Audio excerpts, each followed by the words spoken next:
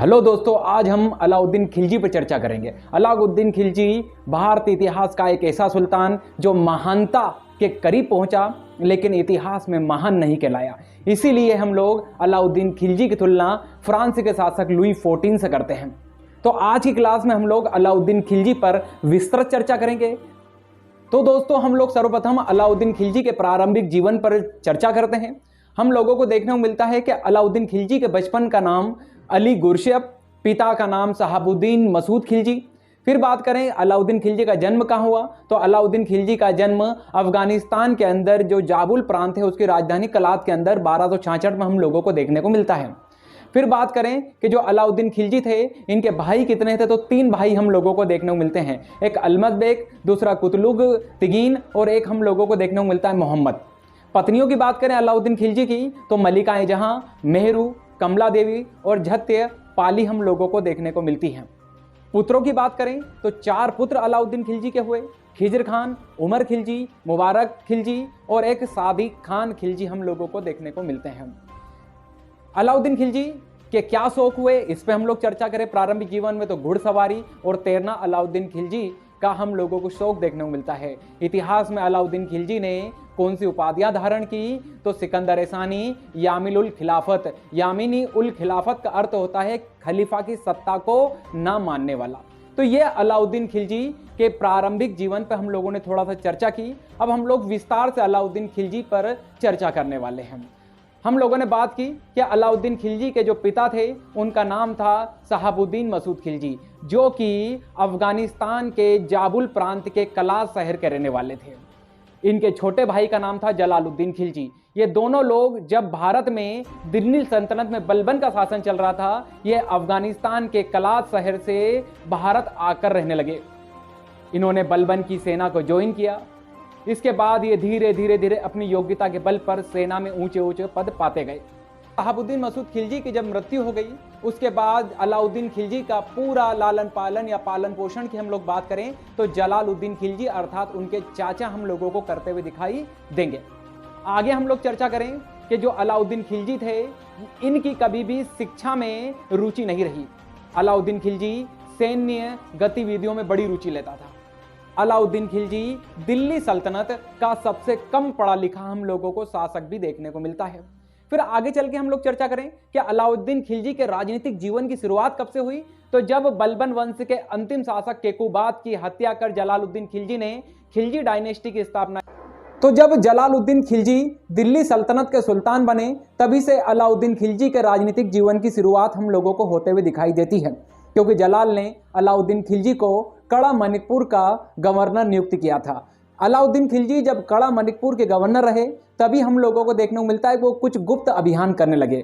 गुप्त अभियान उन्होंने देवगिरी का किया, यहाँ से खूब सारा धन लूटकर अपने राज्य कड़ा मणिपुर लूटे। इसी के बाद अलाउद्दीन खिलजी के अंदर महत्वाकांक्षाएं जागने लग रही हैं कि मुझे सुल्तान का पद धारण करना चाहिए, मैं योग्य हूँ। मोटिवेशन मिला है अलाउद्दीन खिलजी को, पैसा आया है। अब अलाउद्दीन खिलजी 1296 में अपने चाचा अर्थात जलालुद्दीन खिलजी की हत्या कर सुल्तान के पद तक पहुंचेंगे और 22 अक्टूबर 1296 को अपना राज्याभिषेक करते हुए दिखाई देंगे अलाउद्दीन खिलजी। इसके बाद अलाउद्दीन खिलजी ने जब अपना राज्याभिषेक कर लिया, अपने राज्य के कुछ सिद्धांत दिए, कुल 3 सिद्धांत दिए। इसी को अलाउद्दीन खिलजी का राज्यत्व का सिद्धांत भी कहा जाता है। अलाउद्दीन खिलजी ने 3 बातें कही। पहली बात कही कि धर्म को राजनीति से अलग रखना चाहिए, और अलाउद्दीन दिल्ली सल्तनत का पहला ऐसा सुल्तान है जिसने धर्म को राजनीति से अलग करने का प्रयास किया।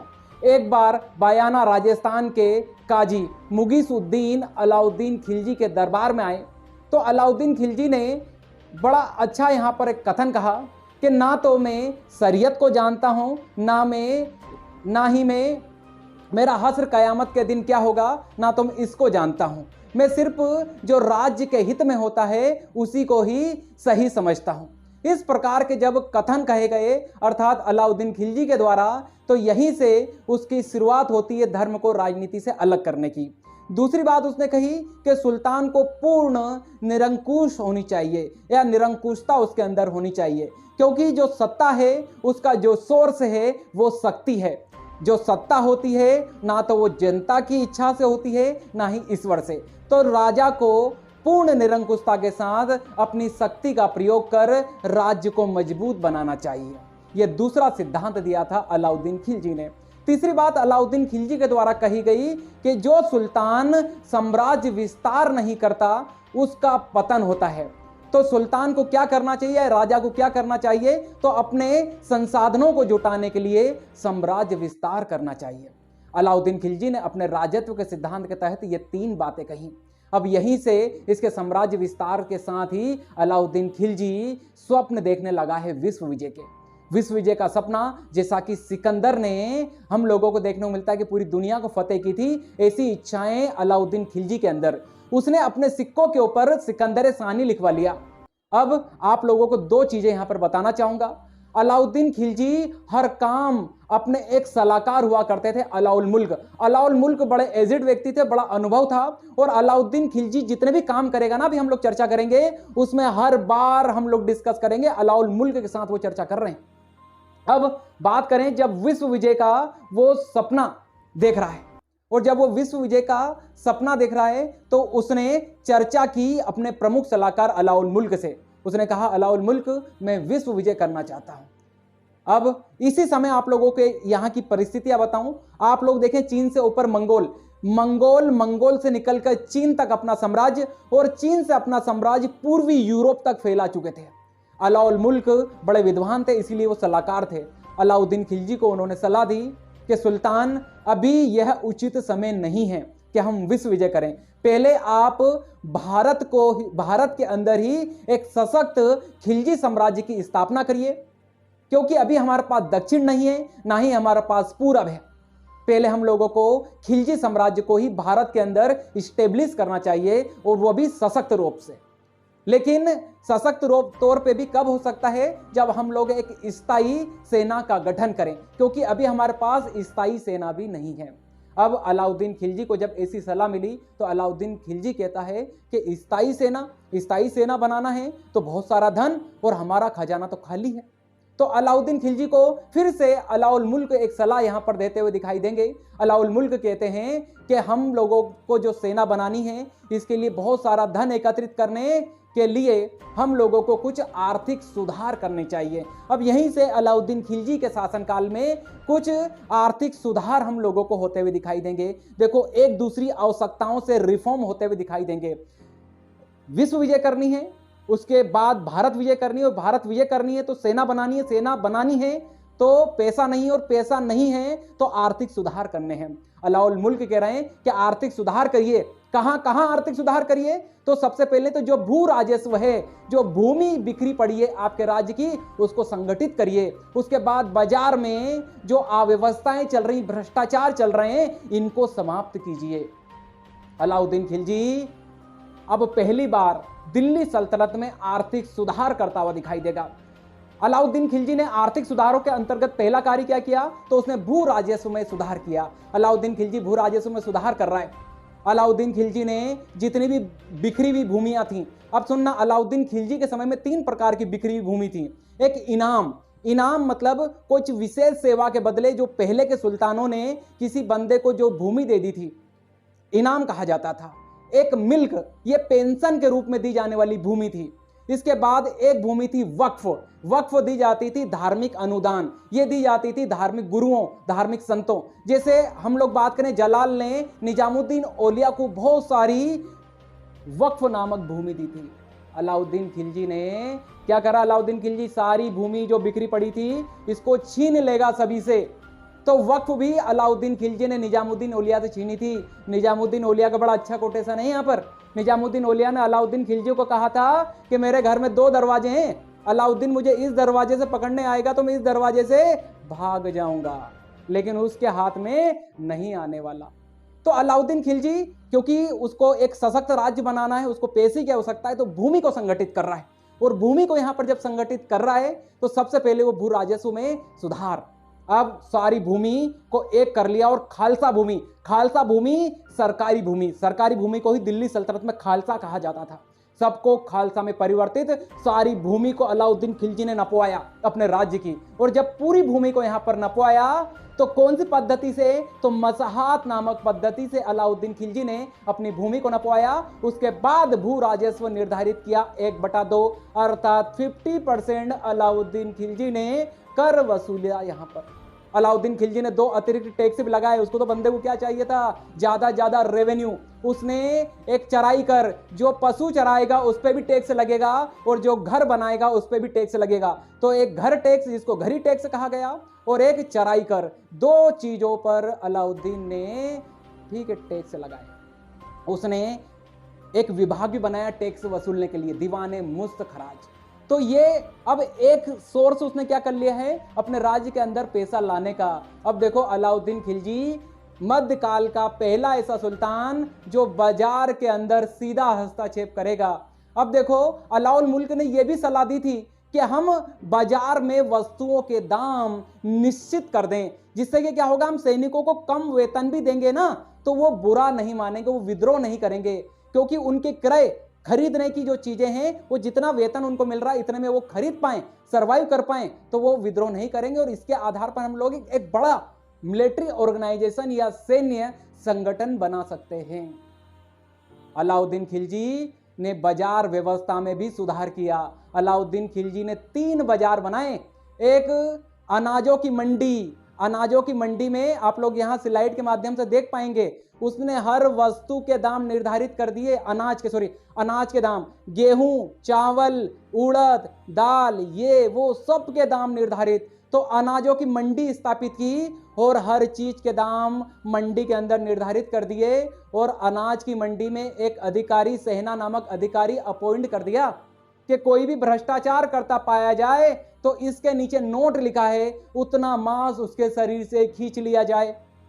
तो अलाउद्दीन खिलजी सबसे पहले बाजार व्यवस्था में अनाज की मंडी। फिर दूसरा बाजार कौन सा लगा, सराय अदल, ये कपड़ों का बाजार था। कपड़ों के बाजार में सूती वस्त्र 1 टंका से लेकर 1000 टंका तक मिलेगा।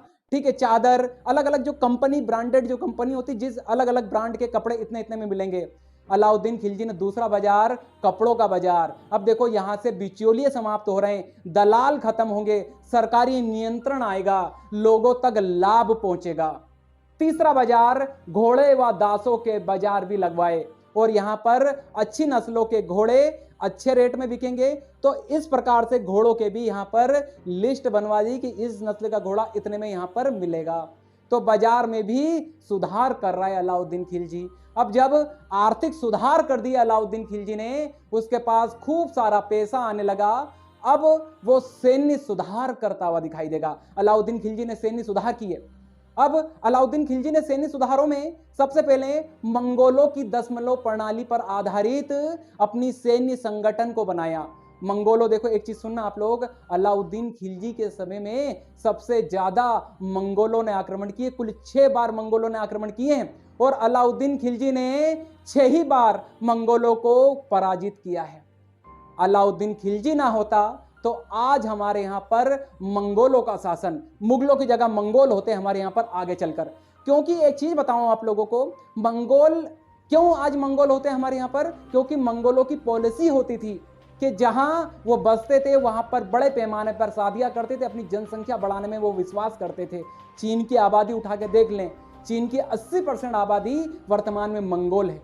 तो भारत की भी आबादी आप लोग समझ सकते हैं कितनी होती है आज। तो अलाउद्दीन खिलजी ने 6 आक्रमण और 6 ही आक्रमणों को असफल। तो बात चल रही थी हम लोगों की सैन्य सुधार की। तो अलाउद्दीन खिलजी अपने सैन्य सुधार कर रहा है। वो मंगोलों की दशमलव प्रणाली पर आधारित ही वो अपनी मिलिट्री का भी ऑर्गेनाइजेशन कर रहा है, मजबूत संगठन यहां पर बना रहा है, वो वहीं से ले रहा है। अब अलाउद्दीन खिलजी सैन्य सुधार में स्थायी सेना रखेगा। यह भी आप लोगों को क्वेश्चन बन सकता है कि पहली बार स्थायी सेना का गठन किसके द्वारा किया गया था, तो स्थायी सेना का गठन अलाउद्दीन खिलजी के द्वारा किया गया था। और स्थायी सेना की जरूरत क्यों पड़ी, तो विश्व विजय, और विश्व विजय के साथ साथ मंगोलों का सामना करना। इसके बाद अलाउद्दीन खिलजी ने घोड़ों को दागने की प्रथा, घोड़ों पर राज की मोहर लगाने की शुरुआत की।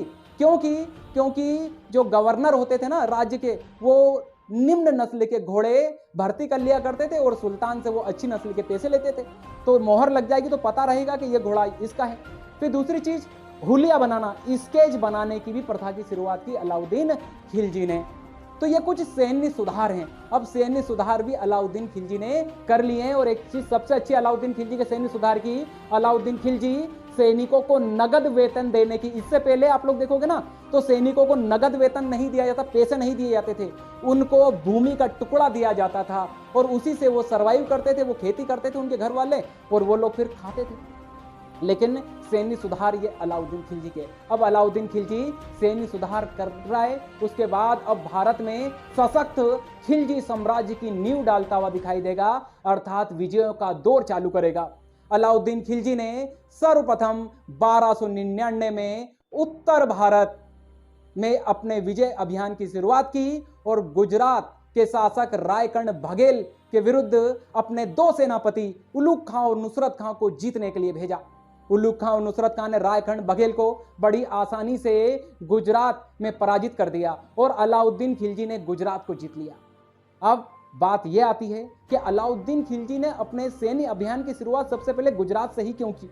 तो गुजरात का इस समय बड़ा व्यापक आर्थिक महत्व था, क्योंकि यह एक उपजाऊ क्षेत्र, दूसरी चीज यह हस्तशिल्प कला का केंद्र और विदेशी व्यापार का केंद्र, क्योंकि गुजरात में बड़े बड़े बंदरगाह और यहां से विदेशों से व्यापार होगा। तो इस राज्य पे नियंत्रण स्थापित हो जाएगा तो राज्य की आय में क्या होगी? बढ़ोतरी होगी।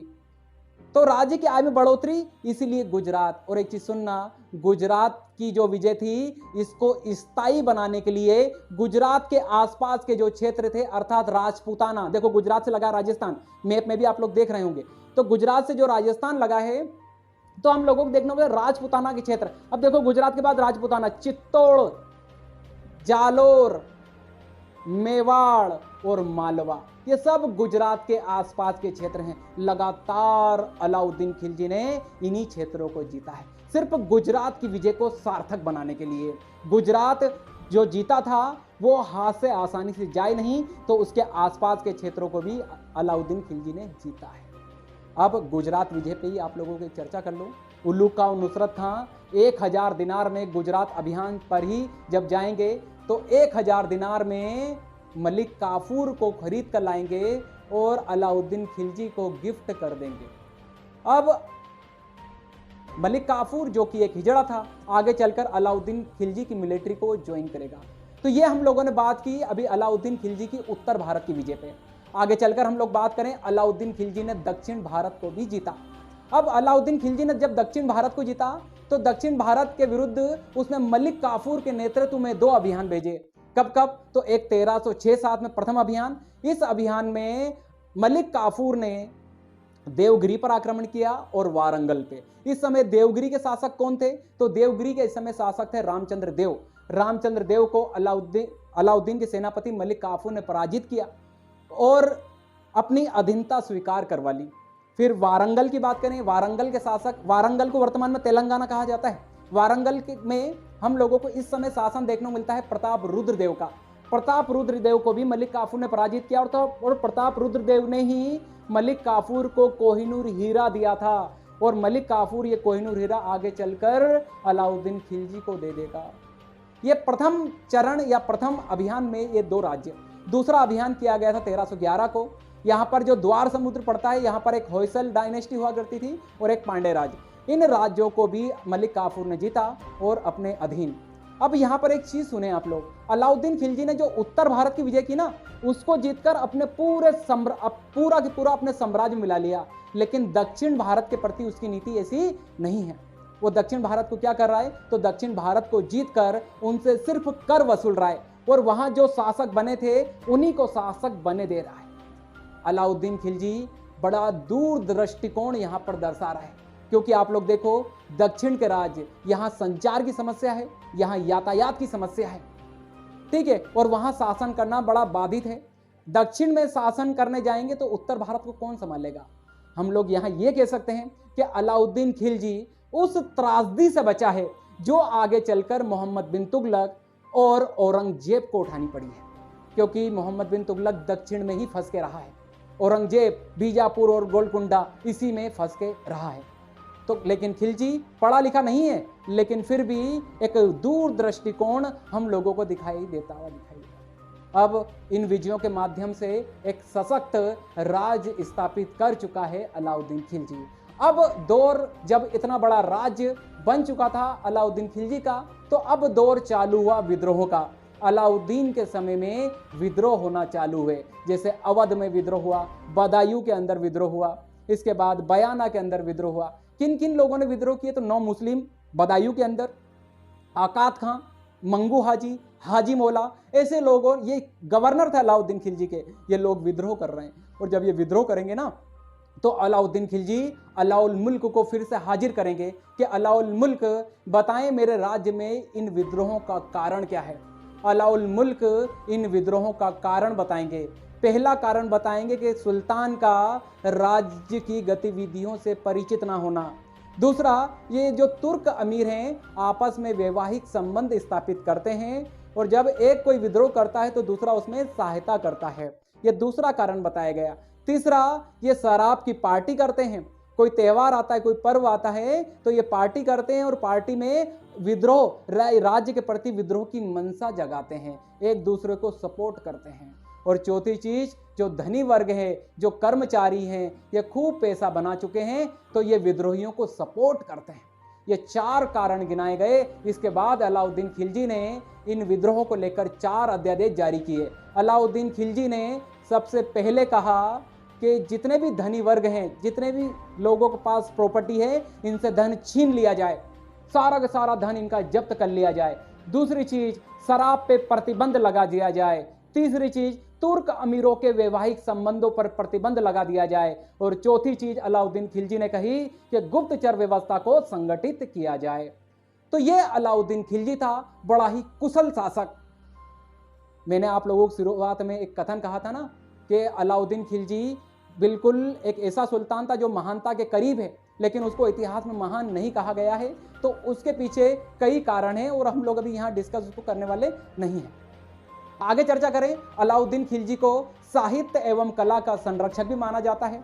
क्यों? क्योंकि इसके दरबार में अमीर खुसरो रहा करते थे। अमीर खुसरो ने इनके दरबार में रहते हुए तारीख ए अलाई नामक ग्रंथ लिखा। इसके बाद अमीर हसन दहलवी भी इनके दरबार में रहा करते थे। अलाउद्दीन खिलजी के बारे में जानकारी अमीर खुसरो की तारीख अलाई से ही हम लोगों को ज़्यादा जानकारी मिलती भी है। इसके बाद आगे हम लोग बात करें तो अलाउद्दीन खिलजी कला का भी महान संरक्षक माना जाता है। और अलाउद्दीन खिलजी के समय में किस कला का विकास हुआ? तो स्थापत्य कला का हम लोगों को विकास होता हुआ दिखाई देगा। अलाई दरवाजा बनेगा। अलाई दरवाजा दिल्ली के अंदर हम लोगों को देखने को मिलता है। श्री का किला हम लोगों को देखने को मिलेगा। हजार खंबा महल देखने को मिलेगा। ओहजे खास हम लोगों को अलाउद्दीन खिलजी बनवाता हुआ दिखाई देगा। ये सारे के सारे कार्य अलाउद्दीन खिलजी के हैं। अब अंत में अलाउद्दीन खिलजी लगभग 1316 में बीमार पड़ा। इसको जालोदर रोग ये कहा जाता है कि इसकी पूरी बॉडी काली पड़ गई। इतना पीड़ा में पड़ गया अलाउद्दीन खिलजी, तो ये कहा जाता है कि मलिक काफूर से अलाउद्दीन खिलजी की पीड़ा ना देखी गई। और 4 जनवरी 1316 को मलिक काफूर ने अलाउद्दीन खिलजी को जहर दे दिया, और इसी के साथ अलाउद्दीन खिलजी की मृत्यु हो गई। इसके बाद मलिक काफूर उमर खिलजी को शासक बनाकर खुद वहां का और सत्ता संभालता हुआ हम लोगों को दिखाई देगा। तो दोस्तों, ये था अलाउद्दीन खिलजी। आई होप कि आप लोगों को ये कहानी अच्छी लगी होगी। तो ये कहानी आप लोगों को अली सर की जुबानी जो आप लोगों ने सुनी अच्छी लगी हो तो आप लोग सब्सक्राइब करें चैनल को, कमेंट करें और ज़्यादा ज़्यादा शेयर करें। तो अगली क्लास में मिलते हैं हम लोग। जय हिंद, जय भारत।